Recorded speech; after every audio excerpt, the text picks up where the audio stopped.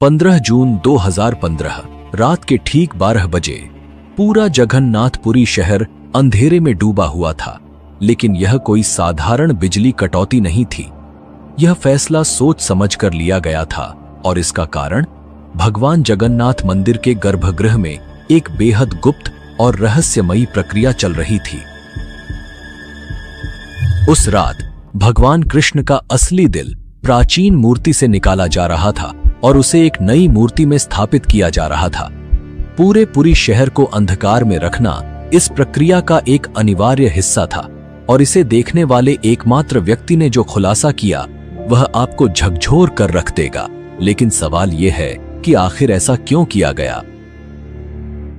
और सबसे बड़ा सवाल, क्या वाकई भगवान कृष्ण का दिल 5000 साल से भी ज्यादा समय तक संरक्षित रह सकता है, या यह एक प्राचीन उन्नत उपकरण है जो मांस और मांसपेशियों से नहीं बना?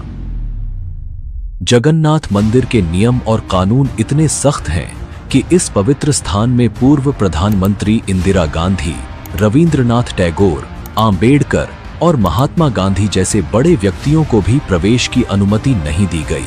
लेकिन ऐसा क्यों? और 500 साल पुराने भविष्यमालिका ग्रंथ में इस मंदिर के बारे में ऐसा क्या लिखा गया है जो कहता है कि जब यह मंदिर पानी में डूबेगा तब पूरी दुनिया का विनाश होगा? आखिर वह दिन कब आने वाला है? यह भी कहा जाता है कि लगातार 800 सालों से जगन्नाथ मंदिर में हर दिन ध्वज बदला जाता है। लेकिन अगर किसी दिन यह ध्वज नहीं बदला गया तो मंदिर 18 सालों के लिए बंद हो जाएगा। आखिर इसके पीछे का रहस्य क्या है? और एक और बात, मंदिर के मुख्य द्वार से प्रवेश करते समय 22 सीढ़ियां पार करनी होती हैं, लेकिन इसमें से तीसरी सीढ़ी पर पैर रखना सख्त मना है। ऐसा क्यों? इन सभी प्रश्नों के उत्तर और जगन्नाथ मंदिर का पूरा इतिहास, साथ ही इससे जुड़े 15 ऐसे रहस्य जो विज्ञान और आस्था दोनों के नजरिए से आपको चौंका देंगे। तो आइए शुरू करते हैं इस अद्भुत और रहस्यमयी डॉक्यूमेंट्री को, जो आपको जगन्नाथ मंदिर की परंपराओं, अद्वितीय वास्तुकला और अनसुलझे रहस्यों की गहराइयों में ले जाएगी।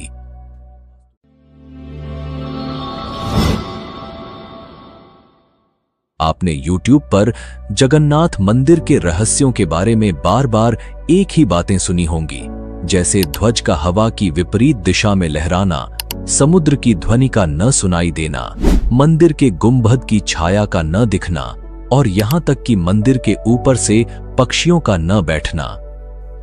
लेकिन आज हम इन सब से अलग बात करने वाले हैं। आज हम बात करेंगे भगवान कृष्ण के हृदय से जुड़े उस रहस्य की जो सदियों से छुपा हुआ है।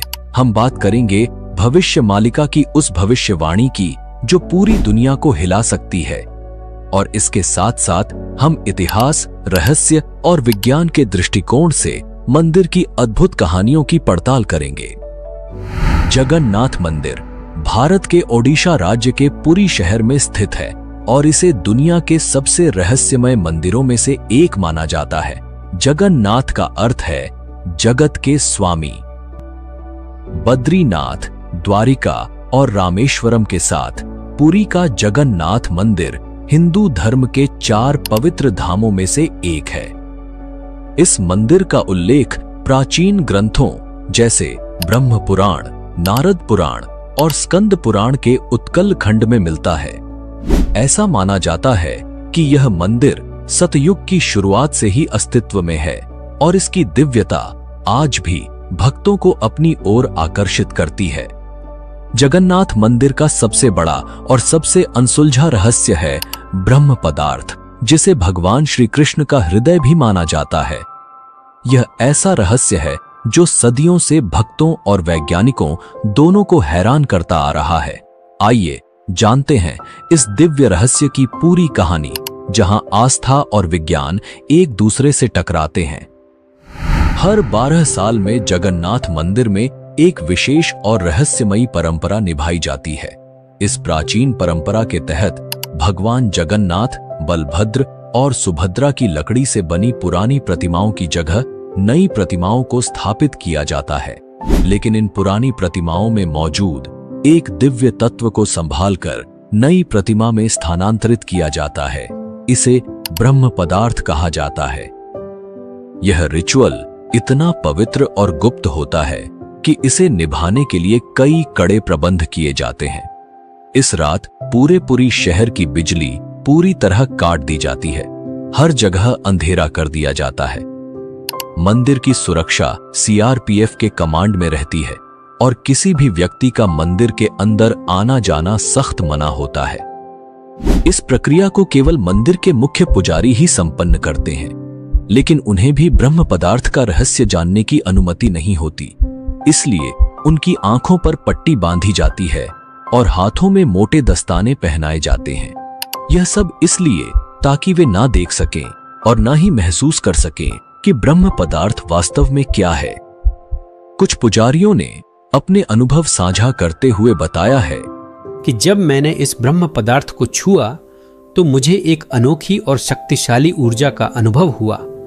ऐसा लगा जैसे मेरे हाथ में कोई जिंदा चीज थी जो किसी खरगोश की तरह उछल रही थी। लोगों का मानना है कि यह ब्रह्म पदार्थ और कुछ नहीं बल्कि भगवान श्री कृष्ण का धड़कता हुआ दिल है, जो आज भी 5000 सालों के बाद जीवित है। अगर आप हमारे चैनल पर पहली बार आए हैं तो इसे सब्सक्राइब करना न भूलें और वीडियो को लाइक जरूर करें। हम सबके मन में यह सवाल जरूर उठता होगा, आखिर भगवान श्री कृष्ण का हृदय यहाँ कैसे आया और क्या यह सचमुच संभव हो सकता है? इस अद्भुत रहस्य को समझने के लिए हमें समय के पहियों को घुमाना होगा और जाना होगा 3102 ईसा पूर्व में, यानी करीब 5000 साल पहले। एक ऐसा समय जब भगवान श्री कृष्ण ने अपनी लीला समाप्त कर इस पृथ्वी से विदा ली। महाभारत युद्ध के बाद कुरुक्षेत्र की धरती पर फैले लाखों शव और कौरवों के विनाश ने हर व्यक्ति को झकझोर दिया। इसी विनाश के लिए गांधारी ने भगवान श्री कृष्ण को दोषी ठहराया। अपने 100 पुत्रों की मृत्यु के शोक में डूबी गांधारी ने कहा, हे कृष्ण, जैसे मेरे पुत्रों का वंश समाप्त हो गया, वैसे ही तुम्हारा यादव वंश भी आपसी लड़ाई में नष्ट हो जाएगा और 36 वर्षों के भीतर तुम्हारी द्वारका समुद्र में समा जाएगी। 36 वर्षों बाद गांधारी का यह श्राप सत्य साबित हुआ। यादव वंश में आपसी झगड़े और क्रोध में लिपटे एक दिन नशे में चूर यादवों ने एक दूसरे को मारना शुरू कर दिया। इस घटना के बाद द्वारका समुद्र में डूब गई। यह विनाश स्पष्ट संकेत था कि भगवान श्री कृष्ण का पृथ्वी पर समय समाप्त हो चुका है। अगर आपको भगवान कृष्ण की द्वारका नगरी कैसे डूबी और इसके पीछे छिपे रहस्यों के बारे में जानना है तो वीडियो के डिस्क्रिप्शन में दी गई लिंक पर क्लिक करें। वहां आपको पूरी कहानी विस्तार से जानने को मिलेगी।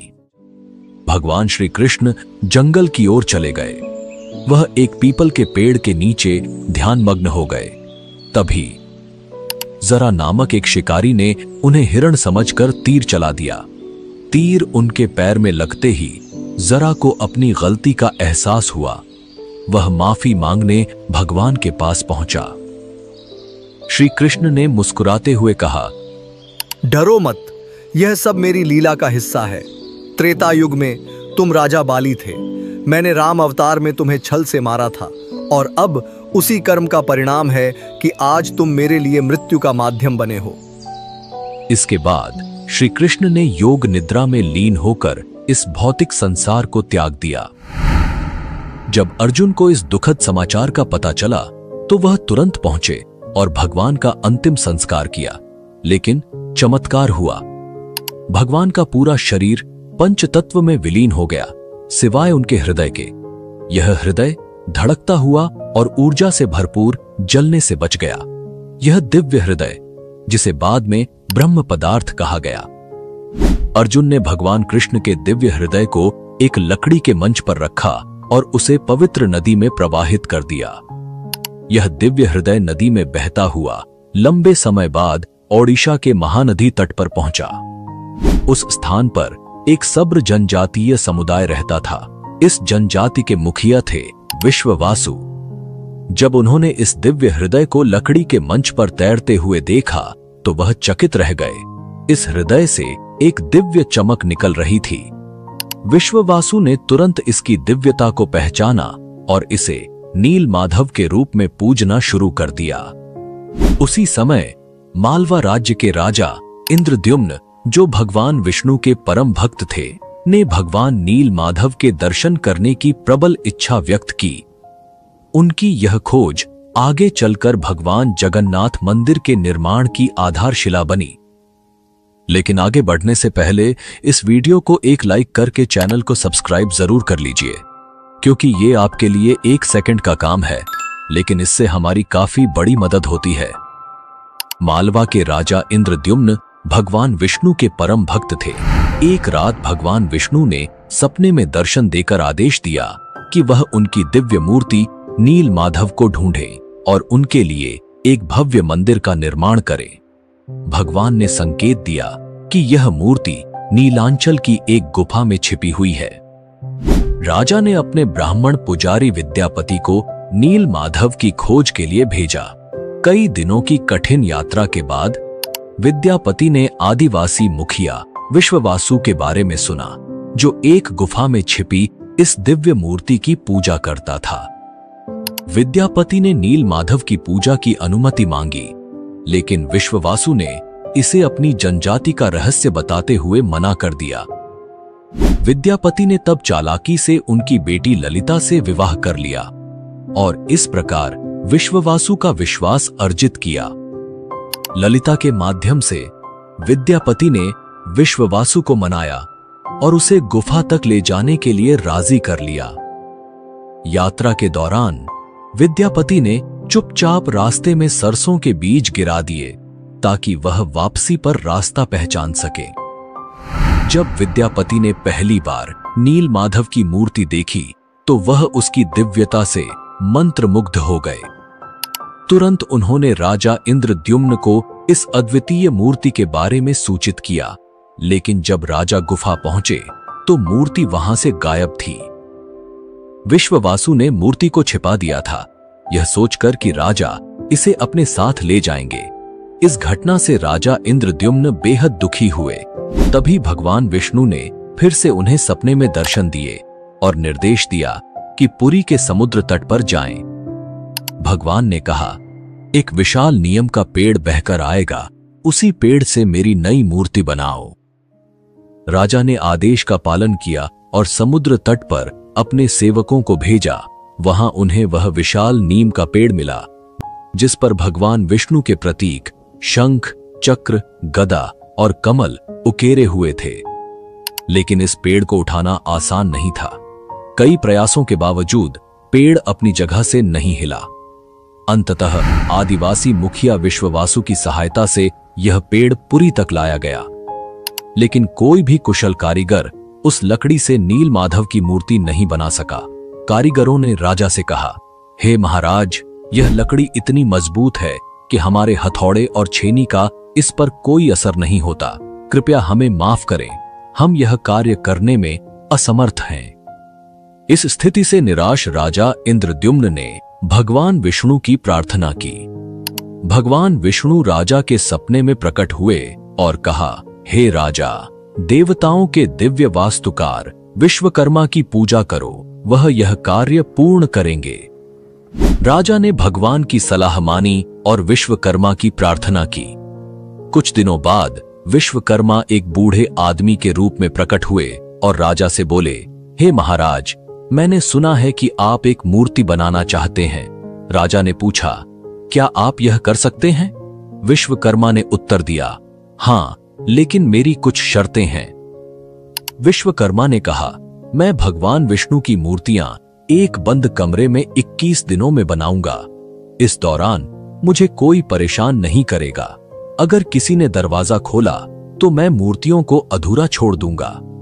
राजा ने इन शर्तों को मान लिया और विश्वकर्मा ने काम शुरू कर दिया। शोर मचाते हुए दरवाजा बंद हुआ। आरा, छेनी और हथौड़े की आवाजें सुनाई दी, लेकिन जब 15 दिन बाद भी कोई आवाज नहीं आई तो रानी गुंडिचा चिंतित हो गईं।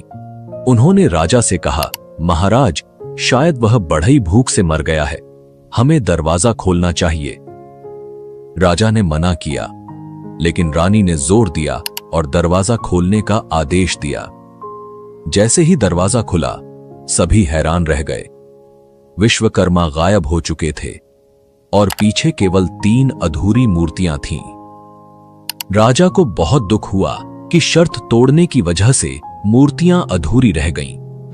भगवान जगन्नाथ के हाथ और पैर अधूरे हैं, बलराम और देवी सुभद्रा की मूर्तियां भी अधूरी हैं। जब राजा इंद्रद्युम्न उन मूर्तियों के पास गए तो उन्हें एक दिल की धड़कन महसूस हुई। एक दिव्य आवाज आई जिसने राजा को बताया कि श्री कृष्ण का दिल इन मूर्तियों में है। राजा ने इन मूर्तियों को स्थापित किया। आज यही अधूरी मूर्तियां भगवान जगन्नाथ, बलराम और देवी सुभद्रा के रूप में जगन्नाथपुरी में पूजी जाती हैं। भगवान जगन्नाथ को दुनिया का एकमात्र जीवित देवता माना जाता है, जो अपने भक्तों की इच्छाओं को सुनते और पूरा करते हैं। अब हम बात करते हैं उस ब्रह्म पदार्थ की जो 5000 साल से रहस्यमय तरीके से सुरक्षित है। यह पदार्थ क्या है, यह कैसे अब तक जीवित है, और सबसे महत्वपूर्ण, विज्ञान इस ब्रह्म पदार्थ के बारे में क्या थ्योरी देता है। आइए इन सब पर विस्तार से बात करते हैं। यह रहस्य आपके सारे सवालों का जवाब देगा। यह निश्चित है कि यह हृदय, रक्त और मांसपेशियों से नहीं बना था, क्योंकि इसमें से एक दिव्य ऊर्जा निकल रही थी और हल्का कंपन महसूस हो रहा था। फेमस आर्कियोलॉजिस्ट प्रवीण मोहन इस रहस्यमयी कहानी को साइंस के नजरिए से समझते हैं। उनका कहना है कि श्री कृष्णा सिर्फ एक इंसान नहीं, बल्कि एक सुप्रीम बीइंग थे। उनके पास ऐसी प्राचीन शक्तियां थीं जो आज की मॉडर्न साइंस के लिए भी अज्ञेय हैं। थ्योरी के मुताबिक ब्रह्म पदार्थ, जिसे नील माधव या श्री कृष्ण का दिल कहा जाता है, असल में एक आर्क रिएक्टर है। यह एक ऐसा डिवाइस है जो भयंकर स्तर की ऊर्जा उत्पन्न करने की क्षमता रखता है। इस थ्योरी के जरिए वह जगन्नाथ मंदिर के रहस्यों को समझाने की कोशिश करते हैं। उन्होंने बताया कि जगन्नाथ की मूर्तियां लकड़ी से बनाई जाती हैं, क्योंकि लकड़ी इलेक्ट्रिसिटी कंडक्ट नहीं करती। यह ब्रह्म पदार्थ से उत्पन्न ऊर्जा को नियंत्रित करने का एक तरीका है। करीब 50 साल पहले एक व्यक्ति ने दावा किया था कि उसने इस दिल को देखा था। उसने कहा कि यह दिल चांदी जैसा तरल बहा रहा था और यही तरल लकड़ी को कमजोर कर देता है। यही कारण है कि हर 12 साल में मूर्तियों को बदलना पड़ता है। उस व्यक्ति ने यह भी दावा किया कि दिल को जब प्रकाश में लाया गया तो यह चक्र की तरह घूमने लगा और जोर से वाइब्रेट करने लगा। उसने कहा कि यह दिल अष्टधातु से बना है। इसके अलावा जब इस ब्रह्म पदार्थ को मूर्ति से बाहर निकाला जाता है तो यह सक्रिय न हो जाए, इसे रोकने के लिए पूरे शहर की बिजली बंद कर दी जाती है। यह प्रक्रिया आज भी वैज्ञानिकों और श्रद्धालुओं के लिए रहस्यमयी बनी हुई है। यह था ब्रह्म पदार्थ यानी भगवान कृष्ण के हृदय का रहस्य, जिसे आज तक विज्ञान भी पूरी तरह से सुलझा नहीं पाया है। लेकिन जगन्नाथ मंदिर के सारे रहस्यों को हम एक ही वीडियो में नहीं समेट सकते। इसका दूसरा भाग जल्द ही लाएंगे। अगले भाग में हम जानेंगे भविष्य मालिका ग्रंथ की उन भविष्यवाणियों के बारे में जो जगन्नाथ मंदिर से जुड़ी हैं। जानेंगे कि हर रोज ध्वज क्यों बदला जाता है, अगर 22 सीढ़ियों में से तीसरी सीढ़ी पर कदम रख दिया तो क्या होता है, सुदर्शन चक्र की वो अद्भुत शक्ति क्या है, और 7 बर्तनों में बनने वाली रसोई का क्या रहस्य है। साथ ही ध्वज का हवा की विपरीत दिशा में लहराना, यह सच है या सिर्फ एक मिथक। अगर आपके मन में जगन्नाथ मंदिर को लेकर कोई सवाल है तो हमें कमेंट में जरूर बताएं, हम उसे दूसरे भाग में कवर करेंगे। तो दोस्तों, आपको यह वीडियो कैसा लगा कमेंट करके जरूर बताएं और चैनल को सब्सक्राइब करना ना भूलें। मिलते हैं जगन्नाथ मंदिर के रहस्यों के दूसरे अध्याय में। तब तक के लिए धन्यवाद। जय हिंद, जय भारत।